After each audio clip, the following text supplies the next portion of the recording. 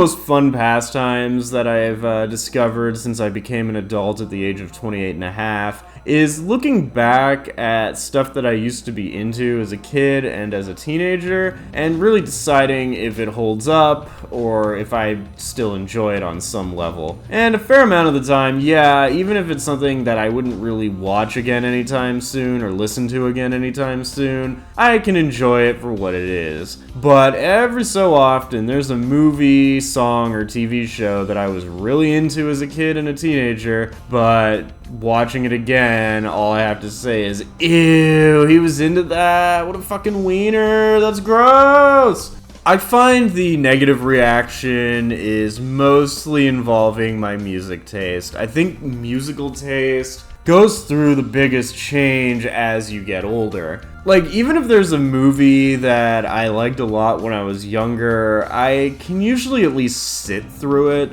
But if there's a song that I liked when I was younger that I just don't like anymore, I give it the 30-second treatment, shut it off. Which brings us to our subject today, because I am going to talk about a band that I really liked for a period of time in my youth, but grew out of within the same year. Today I'm going to talk about the P.O.D Debacle, as I call it. Well, I just made it up now, but that's the title of the video, so P.O.D Debacle, let's go. P.O.D, which I thought they were just called P.O.D, but I found out it was P.O.D, which is short for Payable on Death, was a band that began in the early 1990s, but their peak was in the late 90s, early 2000s, during the nu metal / rap rock phase of music. I'm not some sort of music buff, I'm a filthy casual when it comes to music, but I would absolutely love to talk about the nu metal era in a future video, but today I'm just going to focus on P.O.D, because there's a funny story behind my relationship with them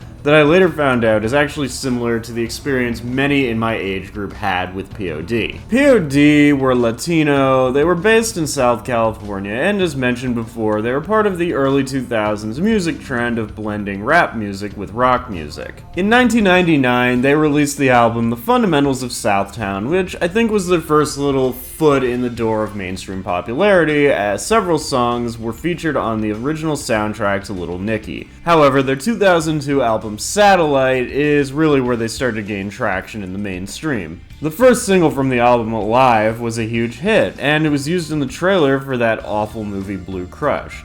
But for me, and many others within my age group, the first song that I noticed was Youth of the Nation, a song that spoke about the difficulties of growing up in the West as a youth, bringing up such things as violence, abuse, suicide, and it was actually partially inspired by the school shootings of Santana, Columbine, and Granite Hills. Youth of the Nation was a very popular song due to its catchy beat and subject matter. In fact, it was nominated for a Grammy. It didn't win. And I'm not gonna lie, I don't have it on my Spotify, but if I hear it playing, I'll probably listen to the whole thing. It is a pretty decent song.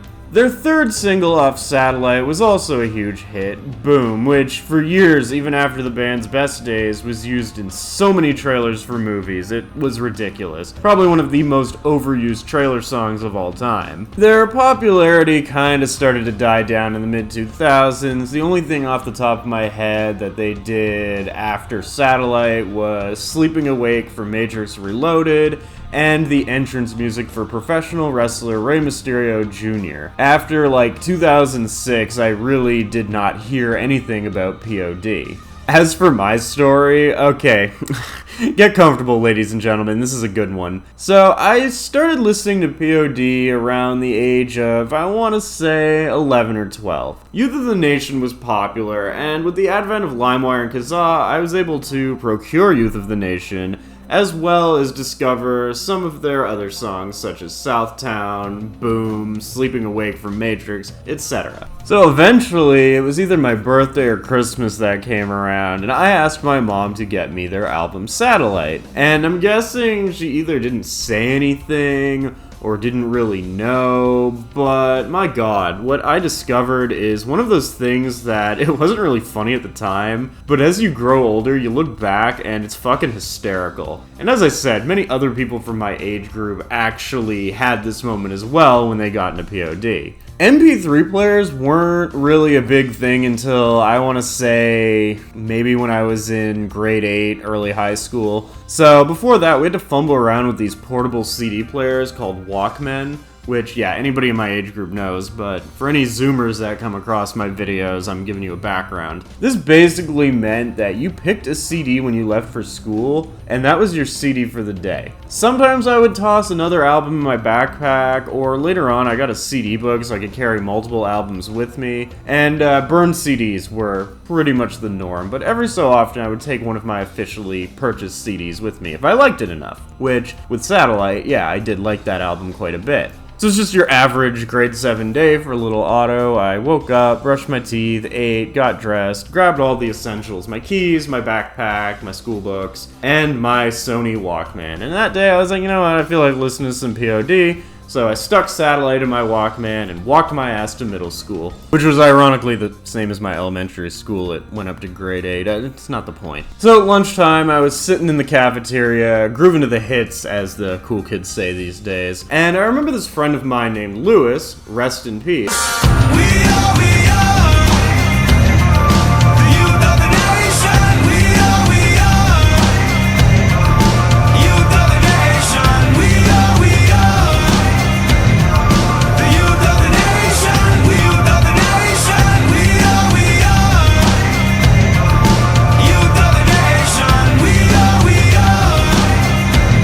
Asked me what I was listening to, and I was like, oh, I'm listening to P.O.D. And he looked at me for a second, and he was like, oh, I didn't think you were gonna be, you were into Christian rock. And I looked at him for a second, I was like, wait, what? And he told me that they were a Christian band. Now, at the time, I thought he was just trying to fuck with me, because there was no way my sacrilegious ass was going to listen to Christian music. So I brushed it off as a joke. As the days went on, I started to actually listen to the lyrics more closely, especially the non-single songs, because I'll get into that later. I was like, Jah? What the fuck is Jah?